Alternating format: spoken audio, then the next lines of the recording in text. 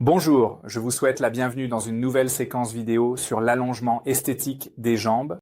Aujourd'hui, nous avons avec nous le professeur Augustin Betz et nous aimerions leur donner au moins un peu de structure dans le domaine des implants utilisés pour un allongement des jambes. Avant tout, je voudrais peut-être encore évoquer brièvement les principes fondamentaux de la distraction osseuse. C'est important simplement pour comprendre dans quelle mesure, quels systèmes ont fait des progrès. Ou plutôt, quels systèmes ont du sens ou en ont moins. Et être utilisés pour l'allongement des jambes. Quand nous parlons d'un allongement des jambes, alors nous parlons du principe fondamental. Delisarov, il l'a développé, découvert, peu importe. Et cela ne signifie rien d'autre que d'avoir un os que l'on sectionne. On a ici deux extrémités osseuses. Et puis il a découvert qu'entre ces deux extrémités osseuses, en gros, à nouveau, préossiforme, kalos est le terme utilisé pour désigner l'ensemble de la question. Et maintenant, c'est comme ça. Si vous vérifiez ces deux extrémités osseuses, les séparer, les écarter, alors ce n'est pas le cas, qu'elles ont toujours un os solide et l'os solide se brise. Et ensuite, vous avez de nouveau un os solide et celui-ci se casse à nouveau, mais vous avez ce kalos qui ressemble plutôt à une structure de type chewing gum et vous pouvez l'écarter, je vais l'appeler chewing gum, à une certaine vitesse définie. Cela signifie que si vous tirez trop lentement, il se peut qu'il se transforme déjà en os. Je l'appellerai chewing gum en le séparant à une certaine vitesse définie. Cela signifie que si vous tirez trop lentement, il se peut qu'il soit déjà ossifié. Mais si vous tirez trop vite, alors ce chewing-gum peut se déchirer et vous développez ce qu'on appelle une pseudarthrose, c'est-à-dire une structure où l'os ne guérit pas. Alors, maintenant, nous avons ce principe d'Elisarov et nous appliquons ce principe d'Elisarov à nos jambes, c'est-à-dire que nous voulons allonger les jambes. Par conséquent, nous devons inévitablement sectionner l'os. Ça ne peut pas se faire autrement. Et nous devons écarter ces como deux extrémités de fracture, c'est-à-dire ces deux extrémités osseuses à une vitesse définie. Le problème ici n'est pas la vitesse définie et l'écartement, mais le problème est la stabilisation. Car ces deux extrémités de l'os ne doivent pas être comme ça à la fin, mais là, direction tridimensionnelle pendant l'écartement doit être maintenue. Sinon, vous avez soit une marge dans l'os, ou vous avez tendance à avoir un genou en X ou un genou en O, ou vous avez en gros un défaut d'axe, et cela peut être, ou plutôt, il faut donc éviter cela. Alors, maintenant, passons aux systèmes qui sont censés garantir exactement cela. Et donc, dans le meilleur des cas, la vitesse définie de la distraction, c'est-à-dire à cette certaine vitesse, écarter le cal, point not one.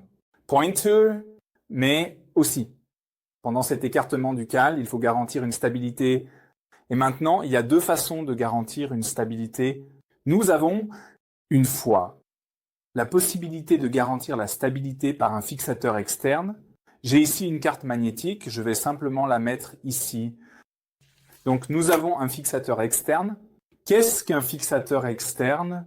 Un fixateur externe, principe de base, le fixateur en anneau, je vais le prendre ici et vous le montrer. C'est-à-dire que vous avez une structure à l'extérieur du corps qui est stabilisée et qui garantit exactement que cela ne se produit pas. Cela est garanti en 3 dimensions par de nombreux éclats qui sont tournés à travers l'os. Et cet anneau, cela peut aussi être un anneau en 3/4, stabilise donc en gros l'os. Ce serait un fixateur en anneau. Le problème avec le fixateur en anneau, vous le voyez déjà, c'est qu'il est relativement encombrant. Vous avez toute une série d'éclats qui, bien sûr, ne passent pas seulement à travers l'os pour le stabiliser dans une direction tridimensionnelle, mais vous avez aussi ces éclats qui passent à travers la peau.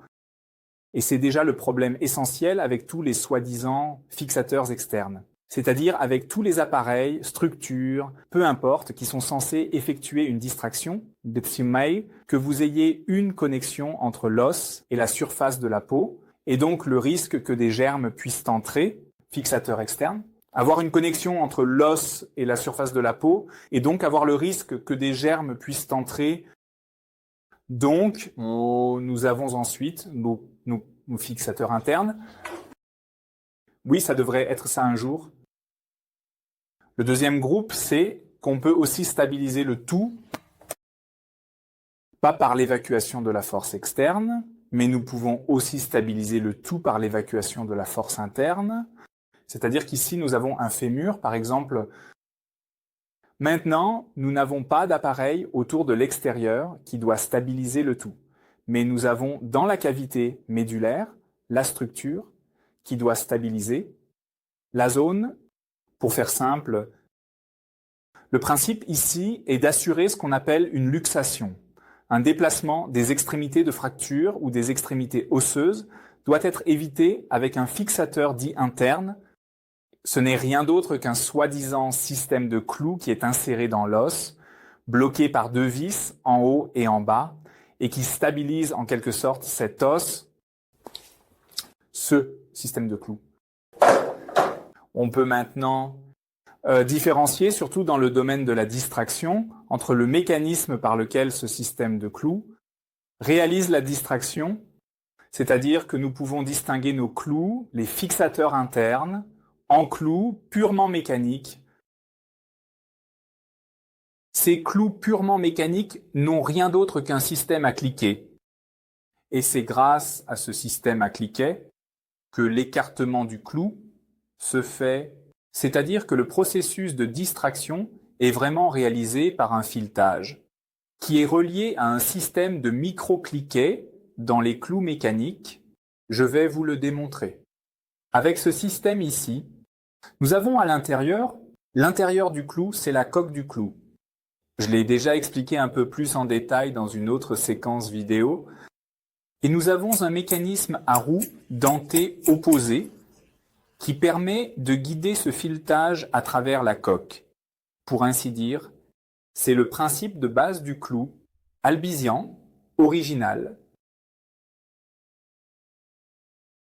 de système de micro-cliquets.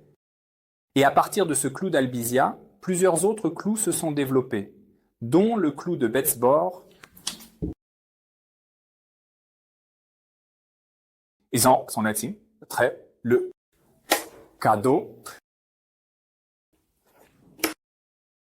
Les deux, ou plutôt tous les trois, reposent sur ce système de micro-cliquets. Il convient encore de mentionner les clous mécaniques, le ISKD. Il a été retiré du marché entre-temps, tout simplement parce que le contrôle sur le mécanisme d'avance était donc assez mauvais. C'est-à-dire, soit il a été prolongé à une vitesse incontrôlable, où il ne s'est pas du tout allongé parce que ses extrémités étaient déjà ossifiées. C'est-à-dire que le contrôle de l'avance était très mauvais ici. Et pour cette raison, il a donc pratiquement été retiré du marché. Le prochain groupe de fixateurs internes, ce sont les clous électriques. Des clous électriques, vraiment. À cela, on mentionne principalement l'ongle Fitbone.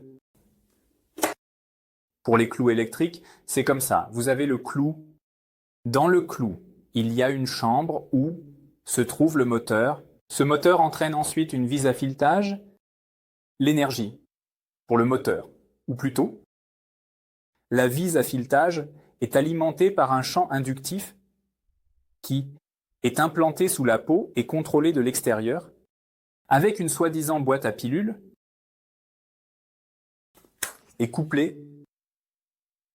C'est-à-dire que pour les dispositifs entièrement électriques, en particulier pour le Fitbone, ils ont le mécanisme d'entraînement dans le clou et différentes chambres qui sont alors séparées du liquide corporel.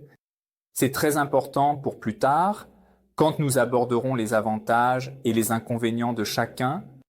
Alors, maintenant, nous avons comme troisième groupe nos clous magnétiques tout à fait.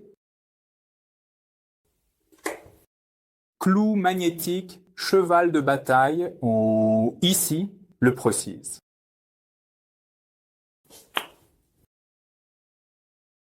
Avec le clou précis, c'est comme ça. Vous avez le mécanisme de propulsion qui est à l'intérieur du clou. C'est en gros purement magnétique. Et vous avez un module que vous placez à l'extérieur du corps pour activer, initier ce mécanisme de propulsion magnétique, ainsi pour l'arrêter. Alors, maintenant, nous avons parlé des clous, un aperçu général. Nous avons des clous purement mécaniques, nous avons des clous électriques et nous avons des clous magnétiques. Ensuite, nous avons les mécanismes d'extension qui sont dérivés d'un système externe, c'est-à-dire un système extérieur. Et maintenant, nous avons un groupe spécial. Nous avons la combinaison entre un système externe et un système interne. Je vais revenir sur le fixateur externe. Nous avons soit un fixateur en anneau qui parvient à garantir la stabilisation dans les 3 plans. Une autre variante du fixateur externe est le fixateur monolatéral. Le fixateur monolatéral occupe une position un peu particulière, surtout quand on parle d'un soi-disant hybride, à savoir le LON, c'est-à-dire l'allongement, allongement sur clou. Alors, en gros, il ne se passe rien d'autre que d'avoir un clou rigide et solide. Il aurait alors cette apparence.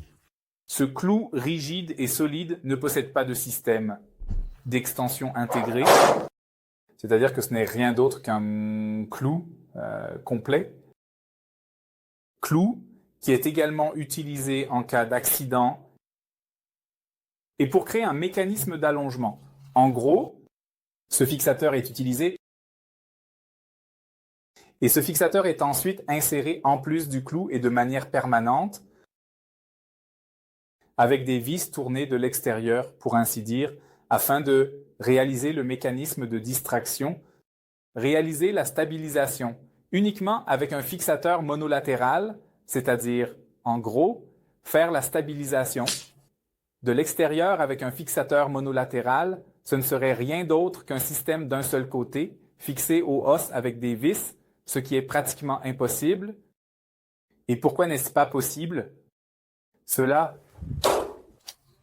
est tout simplement basé sur le principe qu'il n'a pas de stabilité tridimensionnelle pour pouvoir le réaliser. C'est-à-dire que si vous mettez un fixateur monolatéral ici et que vous essayez d'étirer l'os avec ce fixateur monolatéral sans stabilisation interne, alors cela va inévitablement entraîner un déplacement dans une dimension ou une direction quelconque. Dans le pire des cas, tout le système se plie. Alors vous, dans la région du bas de jambe, soit développer une incroyable jambe en X, ou même dans la région de la cuisse, la flexion ne peut pas du tout être maintenue. Et c'est pour cette raison que ce long a été créé, c'est-à-dire qu'en gros, vous ne pouvez pas prendre ce fixateur externe. C'est-à-dire que vous avez ce système monolatéral et que vous ajoutez, prendre un fixateur externe, cela signifie que vous avez ce système monolatéral et que vous ajoutez un clou interne pour garantir la stabilité pendant la distraction. C'est en gros ça, tout ce que décrit ici le long. Le long n'est pas un clou qui intègre un mécanisme de poussée. Ce n'est pas le cas, c'est tout simplement un clou normal et solide. Et ce clou solide stabilise l'os. Ensuite, un fixateur externe est également ajouté pour mettre en avant le mécanisme de distraction. C'est la différence entre les fixateurs internes, les fixateurs externes et le système hybride, en quelque sorte, le système long